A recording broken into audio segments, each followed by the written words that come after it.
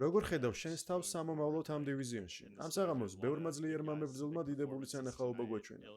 ილიამ გამოგიწვია, მორალეს და პრატეს შენთან შეხვედრას სურთ. შავკატი და უსმანიც ითხოვს შენთან შეხვედრის შანსს. ვინ იქნება შემდეგი? ყველაც რაღაცა სურს ჩემგან. დიახ, ქვესაშუალო წონაში ამჟამად ყველაზე დიდი კონკურენციაა. 100%-ით 100-ია, ბევრმა ახალგაზრდა ბიჭმა იჩხუბა დღეს. იქით აკვირასაც რამდენიმე ბიჭი იჩხუბებს, ასევე კამარუ და თოფურია. ხოლოდ მკვლელებს უნდათ ჩემთვის გამრის წართმევა.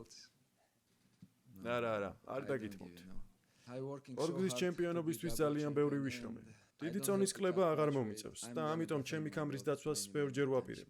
იცით, დღეს თავს შესანიშნავად გრძნობდი.